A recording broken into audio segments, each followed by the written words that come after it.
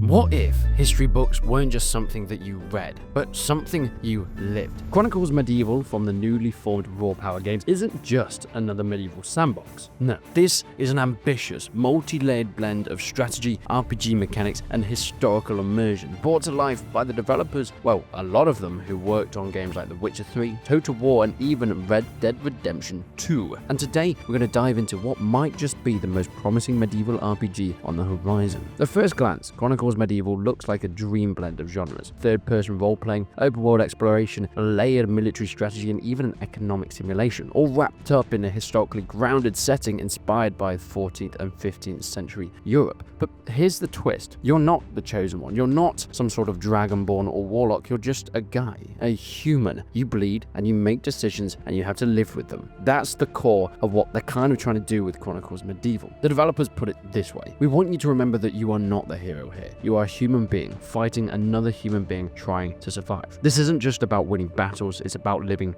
through them. The developers released plenty of footage, but also an interview with themselves, talking about the game. And a standout moment from this dev commentary was the rejection of the washed out, gritty aesthetic that often people associate with medieval media. Raw Power Games, the developers, is opting for a more vivid medieval ages. Think of like a Kingdom Come Deliverance 2, where some time and effort has actually been put into the historical accuracy, trying to recreate what life really was rather than just what it kind of has this Hollywood effect in the last few decades. This means colorful clothing, diverse architectural styles, and rich environments, dense forests to busy towns and sprawling castles. The developers describe their world-building philosophy like this: modern media tends to fixate on the dull and grey aspects, but we think that the medieval life is actually quite colorful. From a visual perspective, this is a conscious choice, and one that sets Chronicles Medieval apart from games like Mount and Blade or even For Honor, which kind of go towards a more subdued color palette. Kingdom Come Deliverance 2 has managed to lean into this more historically accurate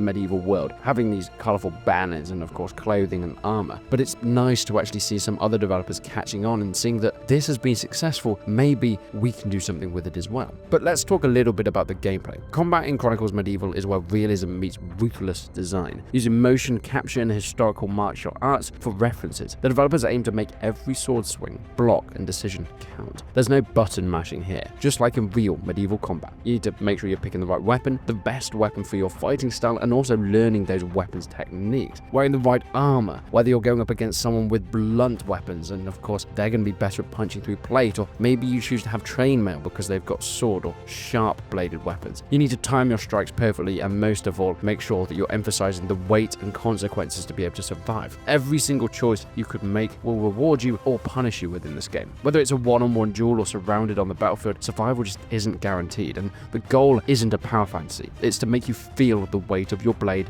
your armor, and your decisions. One of the most intriguing features of the game's multi-layered approach to warfare is actually the battles taking place on 3 distinct levels. There's the first one, the combat layer. You're fighting on foot in third person, visual and personal. And we've seen from the trailers, granted they are sort of CGI mock-ups and base cinematic, but this is you in these warfare situations. Of course, being one soldier in this huge battle. Tactical duels and up-close chaos, blood, mud everywhere, not quite knowing what's going on. You then have the captain layer. You can command local units as you start to get promoted, and of course, you can control people in your vicinity, sort of leading charges, holding flanks, rallying men to you as a captain in this huge army. But then it goes up one more layer, and this is the general's layer. Think more Mount and Blade. You are commanding whole sections, a whole army of people, pre-battle planning and strategic control. You're preparing troop movements, battlefield positioning, and high-level tactics. Now, this trifecta creates some really cool depth that we've not seen outside of full-scale RTS games, and it's even more impressive how they're trying to integrate it within an RPG progression mechanic, and of course the decision-making, the gameplay style that all comes with that. Outside of the battles though, you're dropped into a massive overworld. This represents a large swathe of medieval Europe. The map is more than just decoration though. Everything is living and breathing. Traveling to towns and castles is something that you can do, maybe even accepting quests and performing missions, attacking caravans or raiding bandit camps, building relationships with NPCs and hiring companions to go on adventures, influencing trade routes and even affecting regional economies. When you choose an action, whether a battle or event, the game zooms in from the top down to third person seamlessly, bringing your decision to life at ground level. Think about,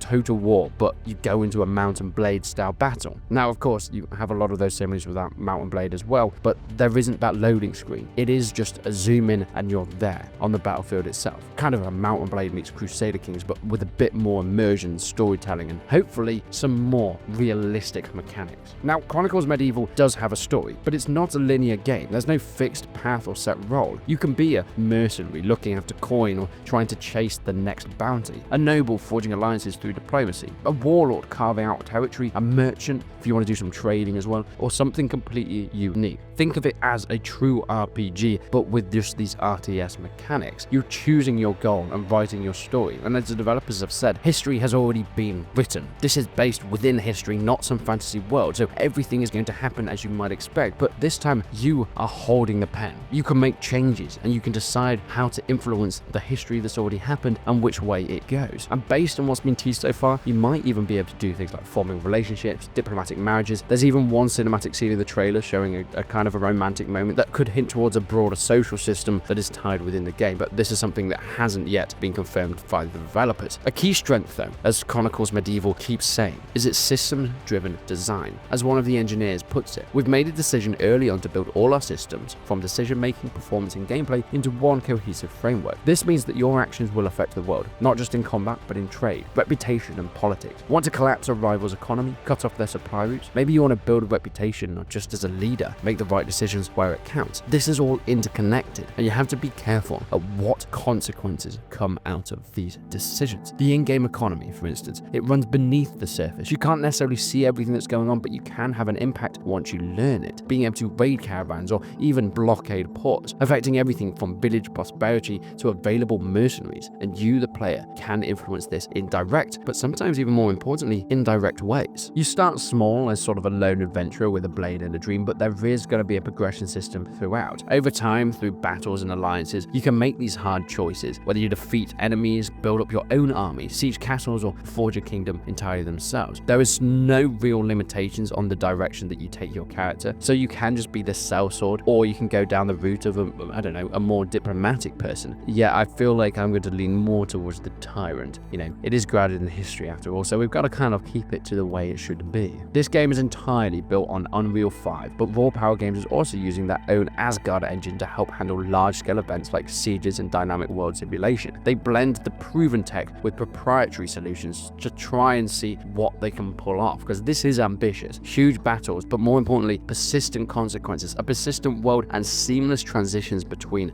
the overworld map and the battles themselves. The devs are still also building modding tools, but they're actively designing the game to be a community-friendly one from day one. Feedback sessions, playtests, and laying the groundwork for, well, long-tail player-driven ecosystems. It's all going to be in there. This is not just going to be a done it and left. This is going to be a continued project that the community can be involved in as well. So here's the bottom line. If you're someone who dreams of an immersive medieval world, if you love games like Total War, Crusader Kings, Mount & Blade, and Kingdom Come Deliverance, but have kind of always wondered what they'd be like if they were all within one, this is kind of the RPG for you. If you want the scale and strategy of these Total War games from the ground up, you should probably pay attention to this one. Now, Chronicles Medieval on Steam currently does not have a release date as of this point in time, but I suspect it's going to be within the next year or so. So if you want to know more about the game, make sure you click that subscribe button and check out the channel for more content. But until then, I will see you in the next one.